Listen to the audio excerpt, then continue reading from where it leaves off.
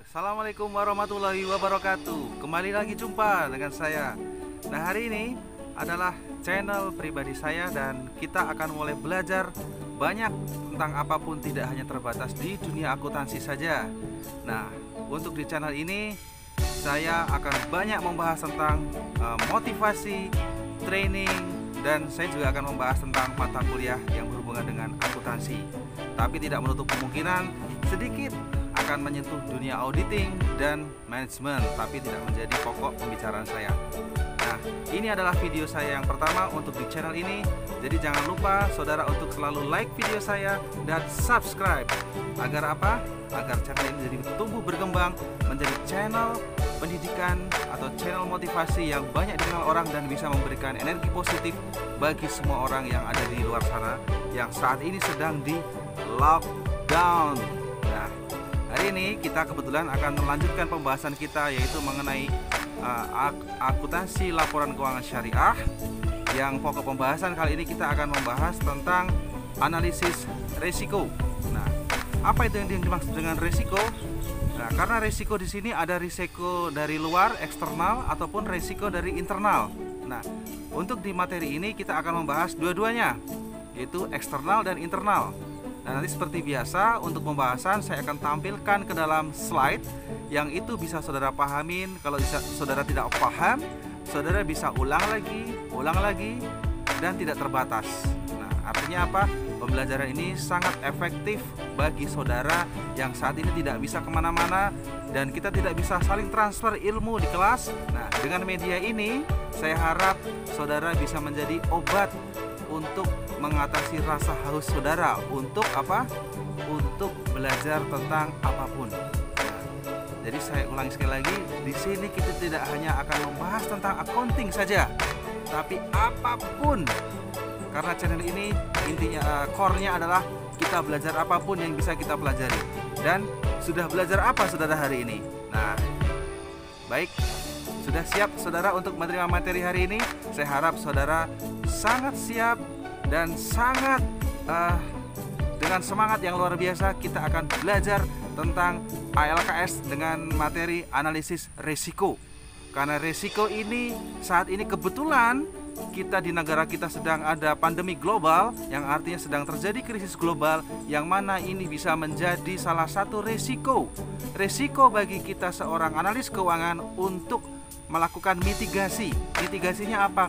Untuk mencegah kita mengambil langkah investing dulu untuk saat ini. Karena apa?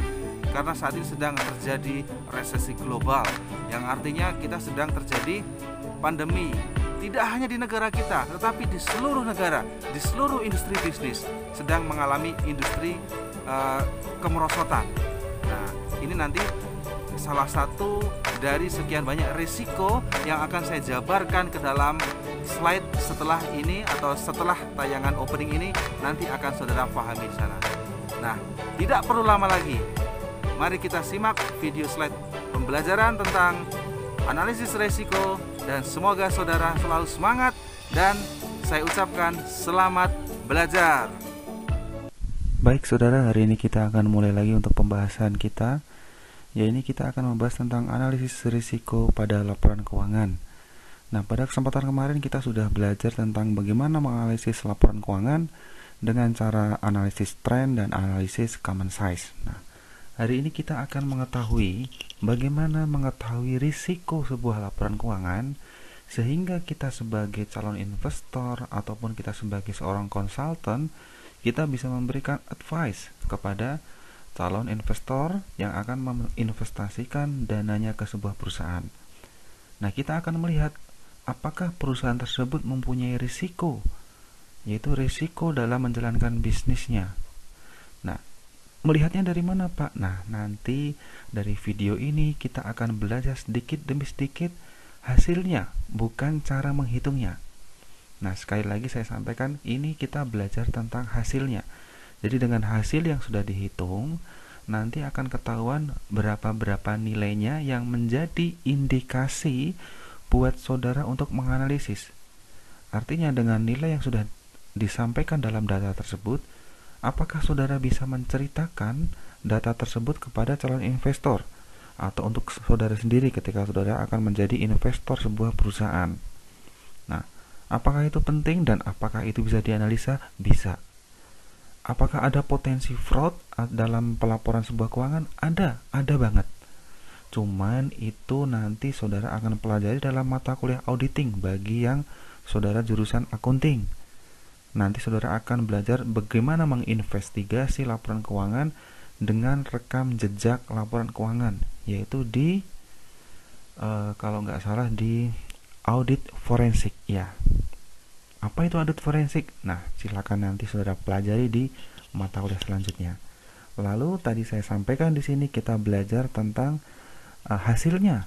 Nah, lalu menghitungnya gimana, Pak? Bisa saudara pelajari nanti di mata kuliah ALK di pasca sarjana. Itu nanti saudara akan mengupas laporan keuangan dan bagaimana cara menghitungnya. Nah, baik. Untuk kali ini kita belajar bagaimana menganalisis risiko. Siapkan pikiran Anda dan waktu saudara. Semoga materi hari ini bisa diterima dengan baik dan bisa dijalankan dengan baik. Baik, mari kita mulai dengan Bismillahirrahmanirrahim. Semoga materi ini bisa diterima dan saudara bisa mengaplikasikannya di dunia nyata ke depan. Baik, kita mulai video kali ini dan pembahasan.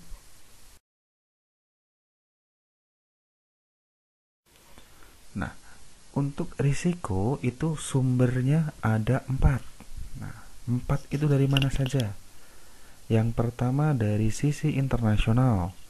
Internasional itu contohnya seperti yang saudara baca, ada ketidakstabilan pemerintah lokal sampai resesi dunia. Nah, contohnya kalau saya ambil yang resesi dunia saat ini. Saat ini kita dalam kondisi pandemik global, artinya kita sedang krisis secara global. Bukan di negara kita saja, tapi di seluruh dunia. Kalau misalkan saudara akan menganalisis sebuah laporan keuangan dan saat ini kita sedang dalam krisis dunia, maka menjadi tidak tepat. Karena apa? Seluruh penjualan di dunia sedang turun drastis. Saat ini ketika saudara mempunyai dana yang minim, tidak saya sarankan untuk mengambil investasi atau membeli saham di pasar global atau mungkin di Wall Street dan sebagainya atau mungkin di bursa efek. Tidak. Tapi bagi kaum elit tertentu, elit global yang dananya mungkin uangnya tidak ada nomor serinya itu, Bill Gates maybe. Mungkin saatnya bagi mereka untuk memborong saham dengan harga yang sangat murah. Karena mereka berpikir ketika kurva ekonomi akan turun, pasti ada saatnya kurva itu naik ke atas. Itu sudah hukum alam. Di mana-mana kalau kurva grafik saham itu turun, pasti dia akan naik. Cuman naiknya kapan kita nggak tahu. Nah, kalau dana kita minim ya kita bunuh diri. Orang itu dana bisa kita gunakan untuk kepentingan sehari-hari, malah kita gunakan untuk investasi. Ya kalau naik. Nah, kalau tambahan anjlok, apa enggak saudara tambah seperti sudah jatuh, kejatuhan tangga dari tetangganya lagi, bukan tangga sendiri tapi tangga dari tetangganya. Itu sangat tidak menyenangkan. Nah, lain dengan orang yang dananya tidak berseri, maka adalah kesempatan. Nah, untuk domestik itu ada resesi lokal, mungkin negara kita sedang dilanda krisis moneter. Nah, itu tidak tepat. Atau perubahan politik dalam negeri. Nah, ini yang terjadi pada saat Pilpres kemarin. Ketika suhu politik panas, maka biasanya saham itu akan jatuh. Nah, kenapa bisa jatuh? Nah, karena begini, misalkan saudara sedang terjadi Pilpres. Seperti yang kita ketahui kemarin, Pilpres kita itu merasa terbagi dalam 2 kubu. Nah, kubu ini yang menjadi semacam bumerang. Kita nggak tahu. Misalkan calon investor kita ini apakah dengan kubu yang sama? Jangan-jangan hanya karena kepentingan kubu kita menjadi apa? Antipati terhadap investor kita. Kan sungguh sangat tidak masuk akal. Tapi itu terjadi di negara kita. Nah, jadi tidak tepat ketika sedang terjadi suhu politik yang panas kita akan mengalokasikan dana kita ke sebuah perusahaan. Jadi ada risiko di situ. Nah, kemudian risiko yang ketiga yaitu industri. Ada perubahan teknologi, persaingan, sampai dengan peraturan pemerintah yang berkaitan dengan industri. Banyak contohnya teknologi sekarang. Misalkan untuk perusahaan pesaing, teknologi yang sudah menggunakan teknologi industri 4.0. Apa itu, Pak? Nah, misalkan contoh kecil aja. Perusahaan pesaing sudah menggunakan teknologi absen sidik jari, yang mana tidak bisa titip absen. Kayak saudara sekarang, absen masih tanda tangan. Nah, kalau pakai sidik jari, apa ya kita mau bawa jari teman kita untuk kita absenkan? Kan nggak mungkin. Bener nggak? Nah, ketika perusahaan pesaing sudah mempunyai teknologi yang mutakhir untuk pencatatan keuangan, misalkan untuk sistem penggajian, yang mana kalau penggajian itu seharusnya sudah computerized dan kemudian sudah auto debit, perusahaan pesaing masih menggunakan analog. Artinya apa? Kalau mau gajian harus antri di kasir kayak zaman dulu. Nah, itu membuat calon investor berpikir dua kali. Dari mana berpikirnya? Kalau saya menginvestasikan dananya di sini, mereka mengelola perusahaan aja dengan cara yang lambat.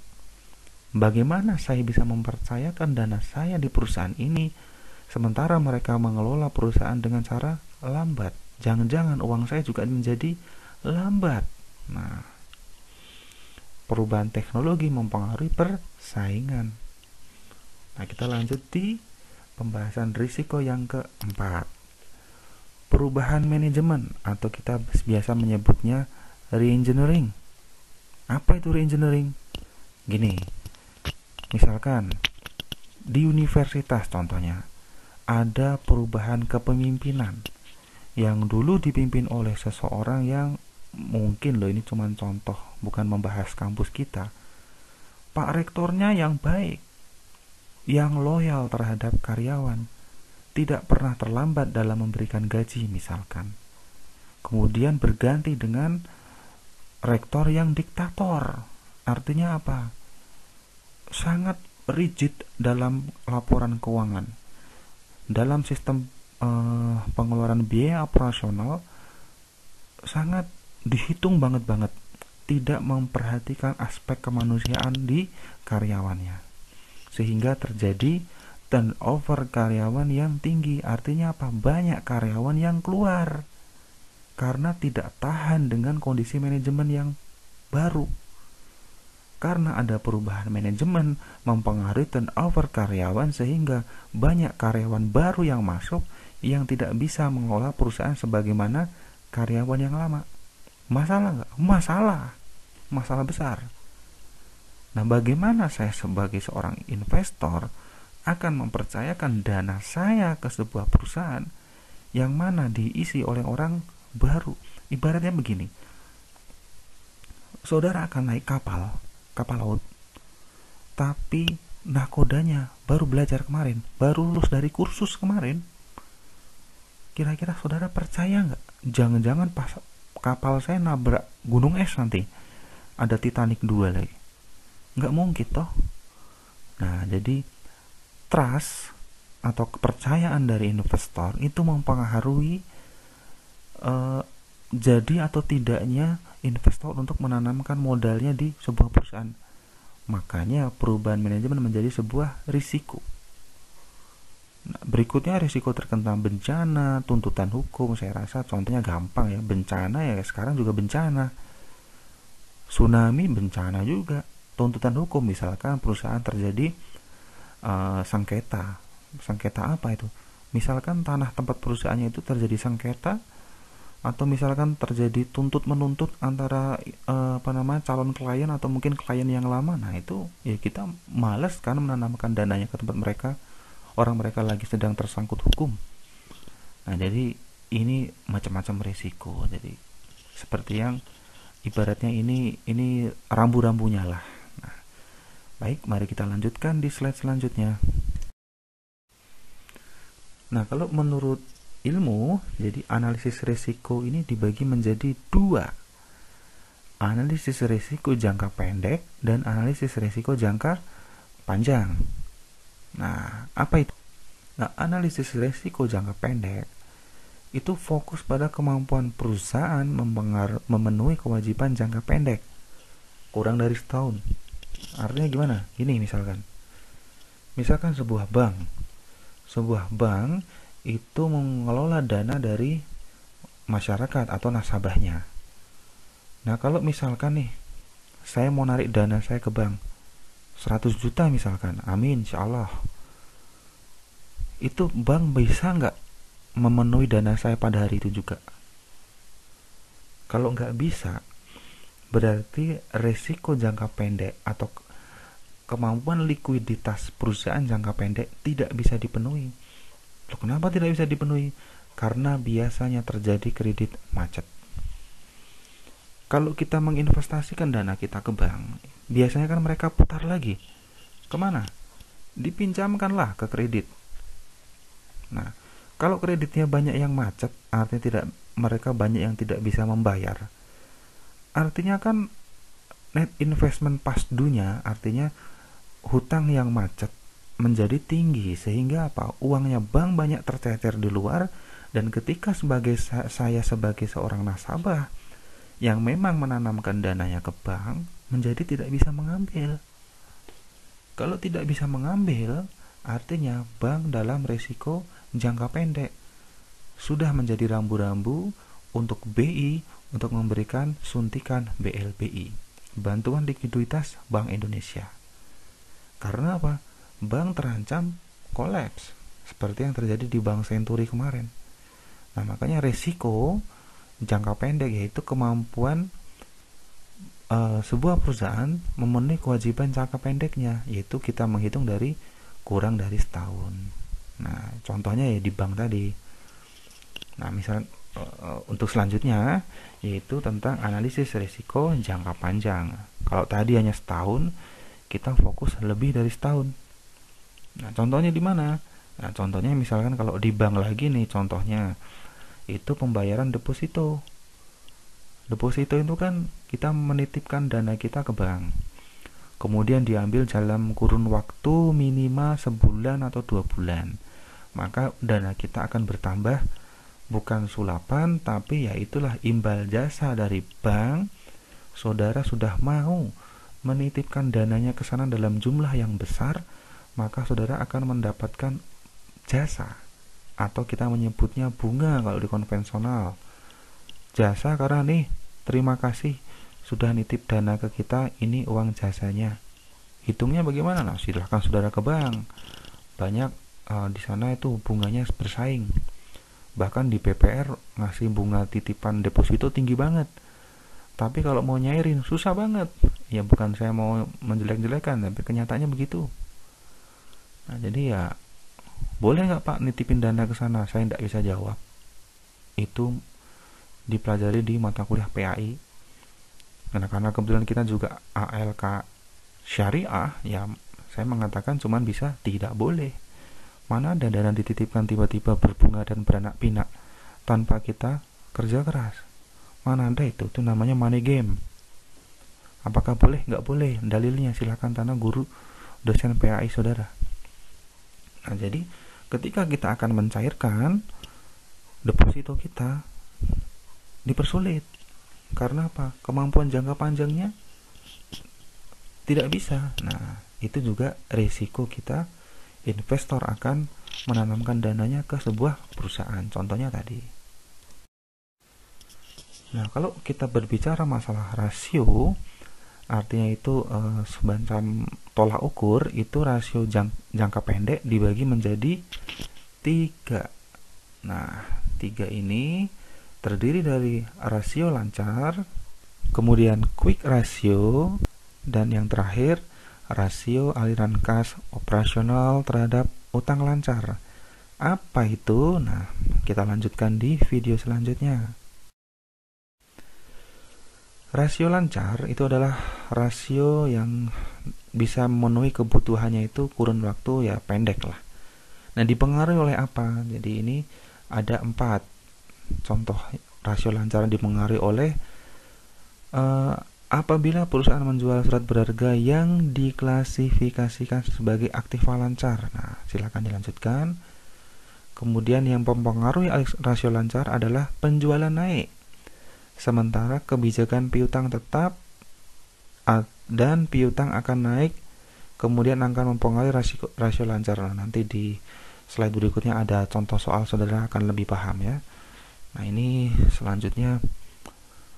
Ini yang terakhir, perubahan prinsip akuntansi juga akan punya pengaruh terhadap rasio lancar. Maksudnya prinsip akuntansi yang bagaimana? Nah, misalkan terjadi perubahan dalam kita mengenal PABU, prinsip akuntansi berlaku umum. Misalkan ada pergantian prinsip, maka juga akan mempengaruhi rasio lancar. Misalkan untuk kebijakan kas atau piutang seharusnya ada penangguhan. Penangguhan bagaimana? Jadi ketika piutangnya sudah di kondisi yang tidak termaafkan atau tidak bisa ditolerir, maka harus sudah masuk ke dalam penghapusan piutang. Nah, itu umur-umur piutang yang harus dihapus itu diatur ke dalam PABU, prinsip akuntansi berlaku umum. Nah, mari kita lanjutkan lagi. Kemudian untuk quick ratio ini menggunakan aset yang akan berubah menjadi kas dengan lebih cepat. Artinya begini nih. Misalkan saudara buka warung atau saudara menjual semacam komoditas apapun lah gitu. Nah, kalau ada aset-aset, artinya fast moving yang cepat jadi kas. Misalkan saudara punya warung kelontong yang fast moving di sana apa biasanya? Misalkan rokok, Pak. Ya, kenapa rokok? Ya karena banyak orang rokok. Makanya jangan heran saudara melihat di Indomaret, di Alfamart, di warung mana aja, rokok selalu ditaruh di etalase terdepan. Karena apa? Karena dia adalah barang yang fast moving, yang orang berpikir langsung cepat, oh ya beli rokok. Ada lagi nggak, Pak? Ada, permen. Permen itu barang yang paling kecil tapi itu harus cepat fast moving. Karena apa? Kalau terlalu lama maka akan cepat basi. Dan orang juga nggak perlu mikir lama untuk beli permen. Karena apa? Ya sudah semacam seperti kebutuhan. Contoh lagi, kalau di Indomaret ada namanya Kinder Joy. Barang mahal tapi cepat menarik perhatian anak-anak. Anak-anak ngelihat langsung, oh iya pengen beli. Coba Kinder Joy ditaruh di rak paling bawah, paling pojok. Siapa yang mau beli? Anak-anak juga malas ke pojokan. Makanya ditaruh di paling depan. Nah, barang-barang fast moving tadi, kalau di laporan keuangan kita namakan quick ratio, yaitu aset-aset yang akan cepat berubah menjadi kas. Nah, kita lanjutkan lagi.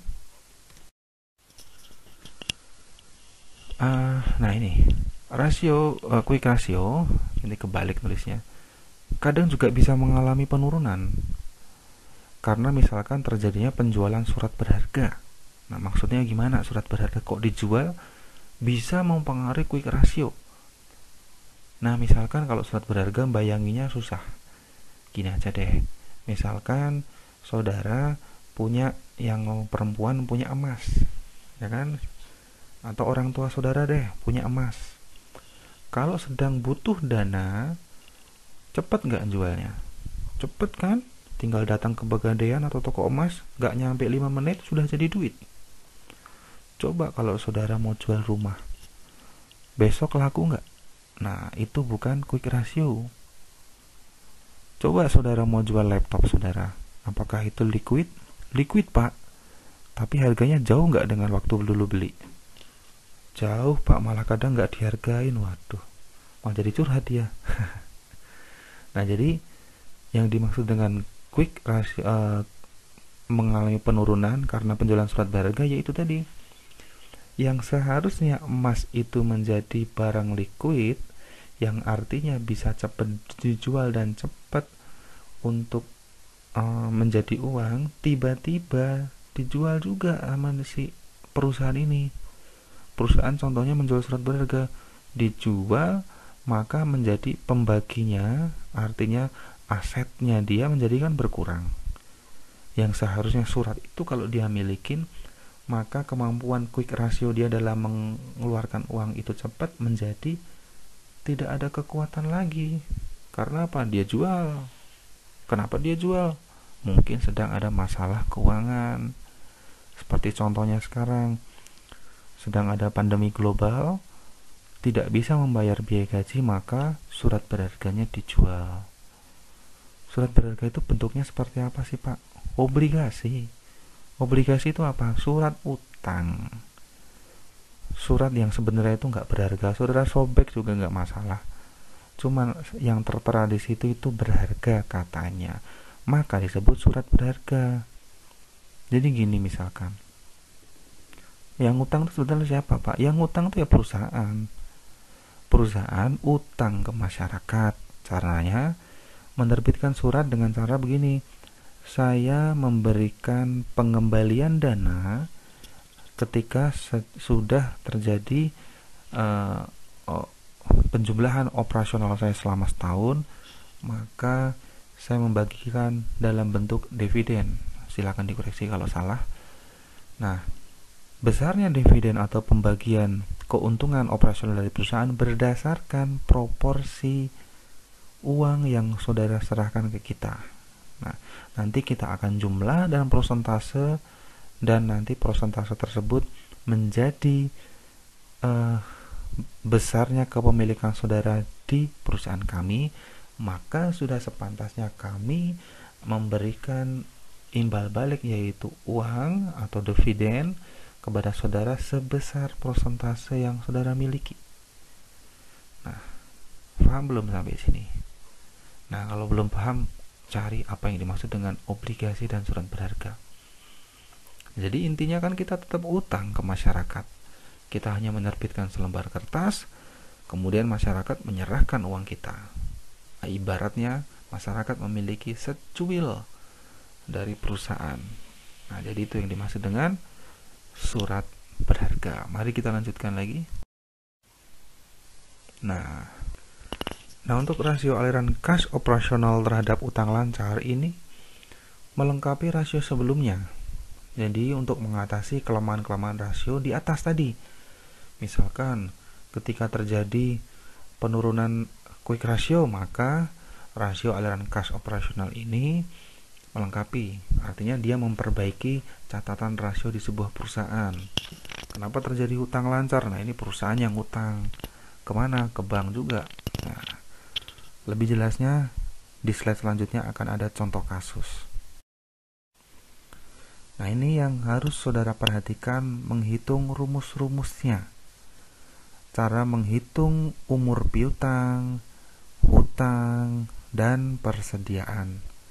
Nah, tapi untuk di semester kali ini, saudara tidak perlu menghitung pos per pos kemudian menganalisa. Tapi untuk di level sarjana atau level S1, saudara cukup menganalisa berdasarkan nilai akhir yang sudah kita sajikan. Dari nilai akhir tersebut, saudara menganalisa kira-kira kemampuan kesehatan perusahaan itu sehat enggak, baik enggak, atau cocok enggak kalau saya itu menginvestkan dana ke sana, atau saya yakin enggak dengan membeli surat berharga di perusahaan sana. Nah, itu akan saudara pelajari melihat dari nilai akhirnya saja. Tapi kalau sudah nanti saudara insya Allah mengambil jenjang pasca sarjana, saudara akan disajikan dengan laporan keuangan perusahaan terbuka menggunakan analisis laporan keuangan seperti contohnya nih, common size, kemudian trend, dan pos per pos itu dihitung. Menghitung laporan keuangan 2 tahun itu sudah, kemarin saya ada project untuk menganalisa laporan keuangan, saya hanya membandingkan 2 tahun laporan keuangan, tahun 2018 dan tahun 2018, dan itu hanya perusahaan kerupuk yang saudara makan sehari-hari. Kalau saudara tahu perusahaan Vina lah kita sebutnya, hanya perusahaan skala nasional, menghitung rasio 2 tahun 2018 dan 2019, saya membutuhkan waktu kurang lebih 6-7 jam untuk mengetahui apakah perusahaan tersebut sehat atau tidak. Nah, cuman 2 tahun. Tapi kalau di analisis common size di video saya kemarin, itu kita membandingkan 5 tahun. Coba gimana? Sehari mungkin? Nah, itulah fungsinya kerja tim. Nah, karena kerjanya masih sendiri ya jadi begini. Ternyata butuh waktu lama. Nah, karena apa? Karena kita akan menentukan masa depan kita sendiri. Perusahaan gampang aja menerbitkan karena mereka punya tenaga audit internal yang tinggal disajikan, dan mereka sudah, mungkin kita nggak suzon, mungkin mereka sudah bisa kong kali kong maybe. Nah, kita tahu dari mana kalau itu ternyata itu kong kali kong? Oh, sudah diaudit sudah ada pernyataan dari audit eksternal, Pak. Sudah ada wajar tanpa penyesuaian. Artinya apa? Laporan keuangan tersebut wajar tanpa penyesuaian, artinya no problem. Apakah itu bisa dipercaya? Tidak. Bahkan even untuk perusahaan KAP pun ada kok yang beberapa itu tidak lurus. Ya, saya tidak menuduh. Masalahnya cuma itu ada. Nah, jadi ya kita harus membekali diri dengan kemampuan yang mumpuni dalam masalah analisis laporan keuangan. Kalau mau belajar lebih lagi, ya silahkan nanti saudara mengambil jenjang magister akuntansi atau mungkin magister manajemen. Nah, silahkan. Nanti saudara akan mengetahui seluk-beluk cara menganalisis laporan keuangan. Nah, tapi kalau untuk lebih detail, mengambil magister akuntansi. Nah, baik, kita lanjutkan.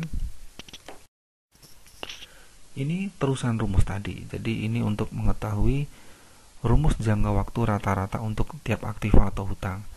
Nah, jadi umur piutang, persediaan untuk hutang, ini ada yang namanya makin lama makin baik, makin cepat makin baik. Kalau piutang umurnya itu lama, artinya apa? Piutang yang bisa kembali ke kita itu dalam waktu kurun yang lama, kira-kira baik enggak? Misalkan begini, piutang tuh begini. Saudara duitnya dipinjam sama teman. Artinya kita punya piutang. Nah, kalau temennya ini ngembaliinnya setelah dihitung ternyata 30 hari baru balikin. Bagus nggak? Tunggu dulu. Itu temennya namanya A. Ngembaliin duit rata-rata 30 hari. Nah, saya nganalisis si yang minjemin tadi saudara, teman saudara, artinya saudara namanya siapa, misalkan Budi, kemudian teman saudara namanya Adi. Nah, Adi ini juga sukanya minjemin duit ke orang. Cuman masalahnya si Adi ini kalau minjemin duit ke orang itu baliknya nggak nyampe 30 hari, 7 hari udah balik. Apakah karena si Adi lebih kejam daripada Budi? Ya, kita nggak tahu. Artinya kemampuan umur piutang di antara dua orang tadi lebih baik si Adi karena piutangnya cepat tertagih. Nah, kalau umur persediaan makin cepat juga makin baik. Karena apa? Karena kalau banyak persediaan yang menumpuk di gudang, artinya penjualan di perusahaan tersebut jelek dong. Lah, ngapain itu barang numpuk di gudang? Emangnya tenaga marketingnya nggak bisa jual, misalkan gitu. Dan ketika barang numpuk di gudang, maka terjadi potensi basi atau expired. Nah, makanya umur persediaan makin lama makin buruk. Nah, jadi kalau makin cepat ya makin baik. Artinya apa? Barang cepat keluar. Nah, sehingga terjadi perputaran barang dan banyak barang yang keluar sehingga barang masuk dalam kondisi fresh. Nah, ini umur hutang. Artinya perputaran hutang. Yang hutang siapa? Yang hutang kita. Nah, kalau umur hutangnya panjang, artinya perusahaan sedang menunggak. Artinya apa kalau menunggak? Lah, berarti cash flow-nya tidak ada. Berarti penjualan perusahaan tidak ada juga. Artinya kondisi keuangan buruk. Tinggal tunggu waktu untuk disita asetnya. Nah, jadi pentingnya kita mengetahui umur hutang kita akan ngelihat sebenarnya ini perusahaan pura-pura sehat atau sehat. Nah, itu akan kelihatan di sini. Nah, ini kita masuk di contoh kasus. Nah, seperti saya bilang, untuk kali ini saudara sudah tersaji. Tersaji apanya? Tersaji hasilnya, tinggal menganalisa kira-kira ini sehat enggak. Mari kita perhatikan untuk contoh kasus dua perusahaan, yaitu perusahaan A dan perusahaan B. Di sini untuk siklus piutang perusahaan A yaitu umurnya 30,9. Sementara perusahaan B umurnya 32,6. Kira-kira sehat mana dari umur piutang dua perusahaan tersebut? Ayo, kira-kira sehat mana? Sehat yang A dong. Karena apa? Piutangnya cepat tertagih. Nah, kita lihat ke bawah persediaan. Oh, ternyata A lebih cepat barang keluarnya. Cuma 9 hari rata-rata perputaran persediaan di gudangnya si perusahaan A. Nah, kemudian untuk siklus hutang, nah, ternyata A ini juga ada terlambat, tapi terlambatnya bedanya dengan B cuma 2 hari. Nah, artinya tidak terlalu signifikan. Mungkin yang A ini karena dia terlalu bersemangat untuk menagih, maka dia lupa untuk membayar hutangnya. Nah, untuk siklus kas ini artinya itu quick ratio tadi loh. Potensi aset atau persediaan yang cepat jadi kas itu kalau di A umurnya 56,3. Artinya barang-barang fast moving yang ada di A itu rata-rata membutuhkan waktu 56,3 hari. Artinya apa? Dalam kurun waktu itu barang-barang tersebut sudah terjual. Berbanding terbalik dengan perusahaan B yang semuanya serba lama. Walaupun jedanya pendek misalkan di siklus piutang, tapi saudara perhatikan coba di siklus kas dan siklus persediaan. Nah, nggak jauh beda kan siklus persediaannya? Cuman beda 9 hari dengan kas. Artinya apa? Berarti benar di sana. Persediaan banyak numpuk, sudahnya numpuk, jualnya untuk potensi menjadi kas lama. Maka kita bisa menyimpulkan siklus perusahaan A lebih pendek dibandingkan siklus perusahaan B yang perusahaan A mempunyai risiko likuiditas jangka pendek yang lebih kecil dibandingkan perusahaan B, sehingga kita memutuskan untuk memilih perusahaan A. Nah, mari kita lanjutkan lagi. Nah, ini adalah lanjutan kita mengetahui kas-kasnya. Nah, kebetulan ini kita menganalisis 3 tahun. 3 tahun perusahaan A dan perusahaan B. Kita coba perhatikan. Di perusahaan A tahun pertama sampai ketiga, B tahun pertama sampai ketiga, di sisi kas operasi.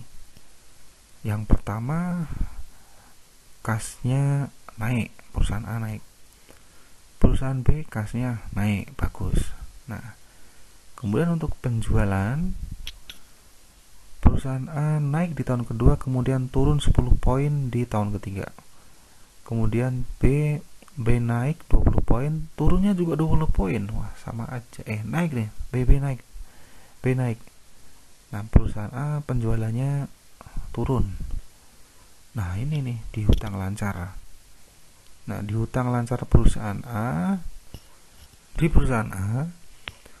hutangnya relatif pendek. Jadi dengan kondisi penjualan yang ada, itu kemampuan jangka pendek perusahaan A masih bagus. Nah, yang B kayaknya rada babak belur nih. Dia terlena jualan, akhirnya dia lupa untuk bayar hutang. Nah, ini juga nggak bagus juga. Jangan-jangan terjadi banyak prive di situ. Artinya banyak prive itu pemilik yang mengambil uang pribadi. Jadi misalkan nih saudara punya warung, saudara tidak membagi nih antara kas operasional perusahaan dan kas pribadi.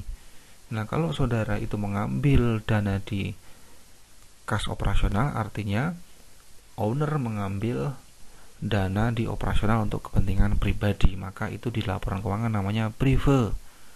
Nah, mungkin yang B ini khilaf, banyak penjualan tapi kok hutangnya banyak sehingga dia lupa untuk bayar hutangnya. Jadi walaupun penjualan A turun, kita masih prefer di perusahaan A. Nah, untuk yang di bawah ini adalah nilai indeks dari A dan B. Untuk rasio lancar, perusahaan A turun ya, karena tadi ya, jadi penjualannya sempat turun sehingga mempengaruhi rasio lancarnya. Kalau B turun di tahun ketiga karena itu tadi pembagian di tahun ketiga besar, hutangnya itu loh yang di tahun ketiga, coba saudara perhatikan 1.300, makanya turun di tahun ketiga. Kemudian quick rasionya turun juga, A turun, kemudian B turun sama turun. Untuk rasio aliran kas terhadap hutang lancar, ini terhadap hutangnya A naik karena dia baik dalam pembayaran hutangnya. Walaupun kondisi rasio lancar dan quicknya dia turun, walaupun turunnya nggak drastis, tapi kemampuan dia memenuhi kewajibannya dia baik. Artinya dia tidak terjadi banyak prive sehingga terjadi banyak pemangkasan biaya mungkin dengan PHK atau efisiensi di segala macam operasional, sehingga dia bisa memenuhi kewajiban jangka pendeknya itu bayar hutangnya tadi. Kemudian untuk perusahaan B anjlok nih enggak anjlok, dia naik di tahun kedua, kemudian turun di tahun ketiga, turun 2 poin, 0,02 poin. Nah, itu berarti kira-kira milih mana, Pak? Jelas A. Dengan kondisi yang susah, dia masih bisa memenuhi kewajiban jangka pendeknya. Artinya apa? Dia tanggung jawab gitu loh. Kalau misalkan saya menanamkan dananya ke sana, dia ada semacam responsibiti untuk dipenuhi yang wajib dulu. Nah, wajibnya ke siapa? Ke investor lah. Nah, maka investor ini harus dipenuhi dulu sebelum dia akan melakukan ekspansi untuk perusahaannya dia sendiri, sebelum dia akan mendevelop uangnya untuk perusahaannya dia sendiri. Dia memenuhi kewajibannya dulu, intinya di sini. Biar penjualannya itu turun, tapi dia ini konsisten terhadap kewajiban. Beda sama B. B ini naik, harusnya hutangnya jadi lancar, tapi malah membengkak. Nah, ini kan semacam tanda tanya juga. Nah, jadi itu banyak faktor-faktor psikologis dari angka ya sudah bisa bercerita dan saudara bisa membayangkan. Nah, kalau sekarang belum bisa membayangkan ya wajar, karena saudara belum pernah terjun ke industri yang sebenarnya. Nah, nanti makanya cepat lulus, cepat ngelamar kerja, terus punya pengalaman, baru deh saudara nikah. Nah, jangan dibalik, nanti terbalik-balik nanti. Nah, baik, mari kita lanjutkan lagi.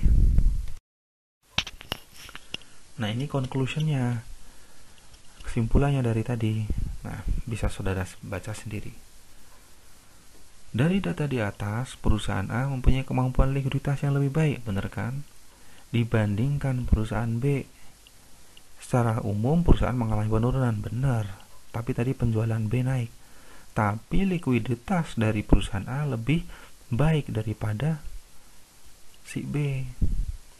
Nah, rasio quick untuk kedua perusahaan tersebut mengalami penurunan yang cukup berarti, quick rasio mereka.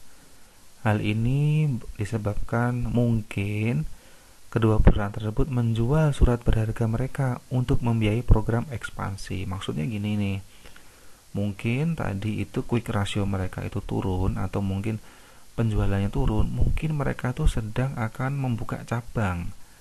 Ekspansi itu artinya mereka akan expand, nah bahasa Inggris, expand ke suatu daerah sehingga membutuhkan biaya yang menguras kas mereka.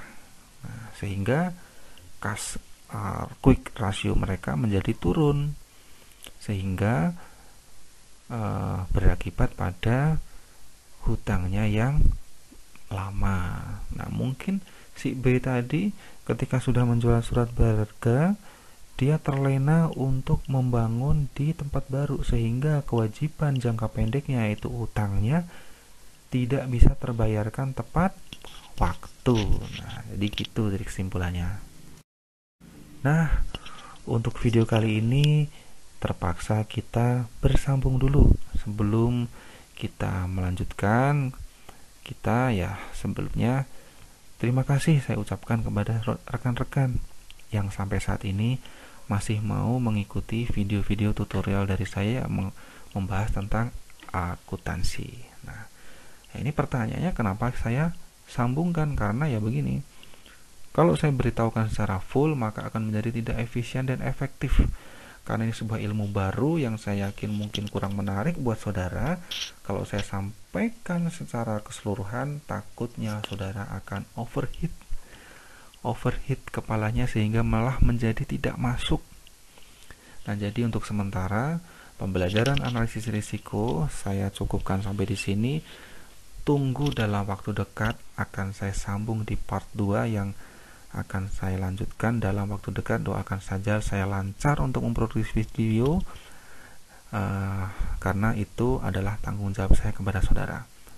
Nah, untuk kelancaran, semoga saudara mau like video ini dan mau subscribe sehingga saya makin tambah semangat untuk produce video yang tidak hanya membahas tentang accounting. Karena untuk di channel ini rencananya saya tidak akan membahas masalah pelajaran saja, tapi saya fokus di training dan motivasi. Jadi selain ada pelajaran accounting pada umumnya dan manajemen pada khususnya, saya juga akan ada nanti sisipan ketika saudara sedang liburan. Saya akan memberikan video tentang motivasi dan video tentang training atau anything yang berhubungan dengan belajar. Nah, supaya saudara tidak jenuh. Makanya terima kasih.